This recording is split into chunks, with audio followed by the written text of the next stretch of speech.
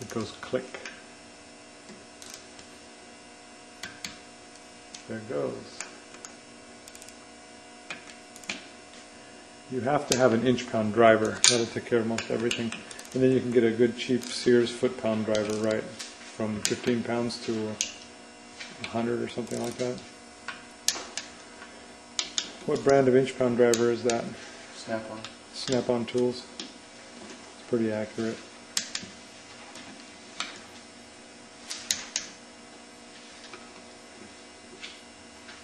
There we are. I think we're all torqued here.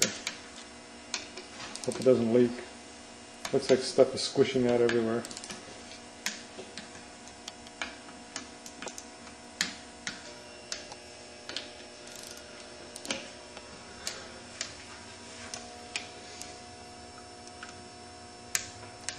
A little goop coming out the side means a good seal.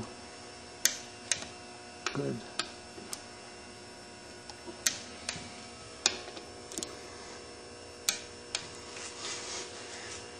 Ooh, that feels like a longer stroke. Feels smooth too. Horsepower. Wow. Okay, what are we doing here? Balancer. Okay, balancer. Let's put it in. How do you put it in? The flat side so it goes by the crank. The flat side goes by the crank. Okay.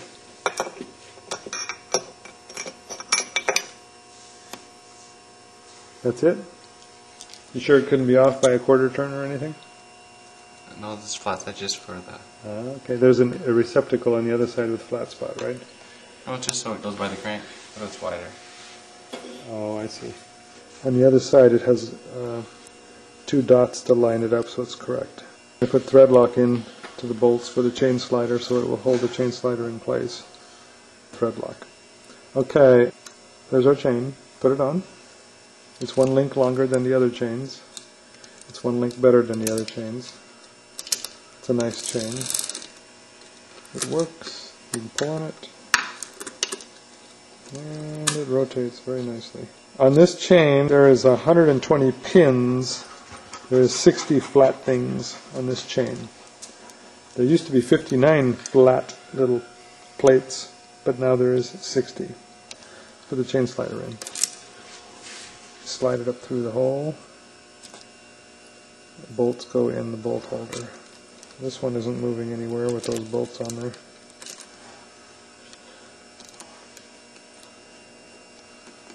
Flywheels are a good place to store your bolts.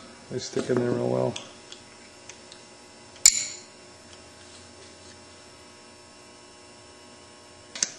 Seems like everything is 7.2 foot-pounds with aluminum. The little small bolts. Okay. Woodruff key. Remember we took that out? Now we have to put it in. There it is. The Woodruff key is almost in. Is it in? Okay. Alright, slide on the flywheel. Here's what's left of the one-way bearing. All these little bearings have come apart, and this is what's going to happen to your motor if you take this gear off of the back of the flywheel to try and save weight when you install the kickstart. Always put this back as one piece. Don't take this gear off. If you do take the gear off for weight savings,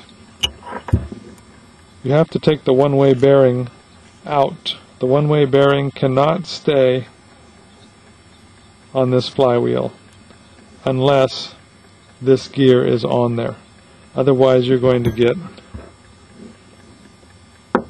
little bearings flying around in your motor, and one person has warned us that it is quite expensive. That's why he's putting a stroker in at this time.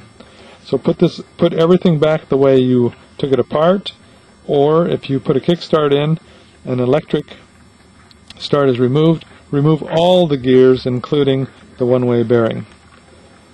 See our video on installing the Kickstarter. If you don't know how to remove or install the gears, just watch it backwards and you can put back your electric gears.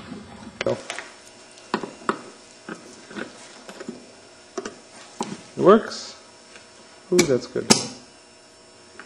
I like that force. There's the bolts. Put on the washer. Yeah, 3/8 extension. In a nice rag. Put it through the rod.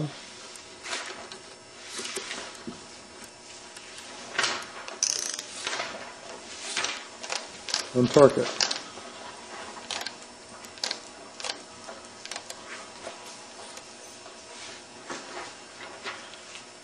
Okay, torque setting is 47.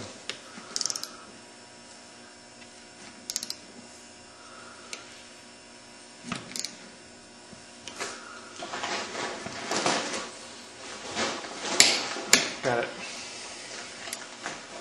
Okay.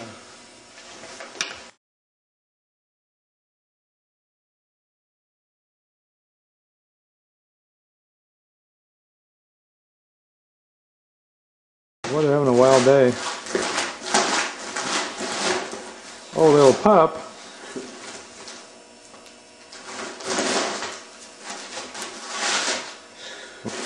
Those greyhounds, you gotta watch out for them. Son. Even Mac's gonna stay away.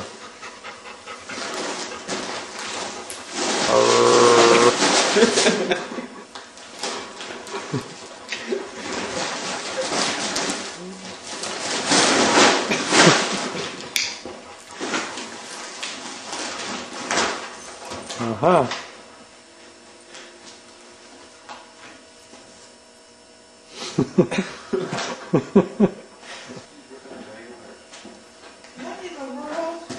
She's getting her dog food. Is that hungry? Yeah.